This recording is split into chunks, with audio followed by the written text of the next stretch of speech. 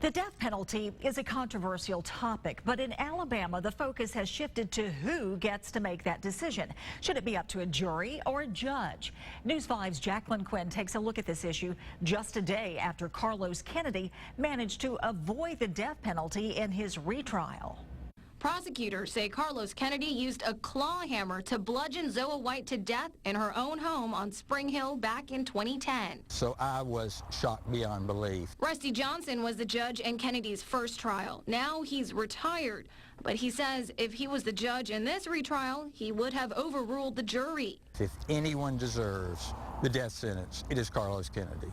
Throughout this trial, the prosecution brought back a lot of the same evidence, fingerprints and DNA, along with graphic images of the victim and the bloody crime scene. She was so savagely, brutally murdered without any remorse in the most vicious way. And once again, the prosecution painted Carlos Kennedy as a cold, heartless killer. And Kennedy, who acted as his own lawyer this time, did nothing in court to defend himself.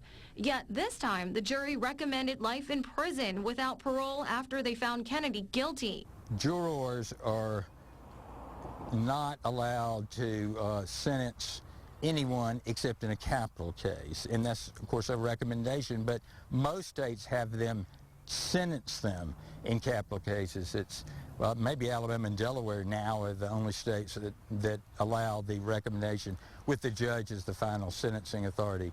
So the question being debated now is whether judges should override a jury, especially if he feels the punishment doesn't fit the crime. But in every other criminal case, it's the judge that sentences the convicted criminal, and that's because judges can see they're required by law to compare those sentences with like crime. The debate on whether it's constitutional now rests in the Alabama Supreme Court.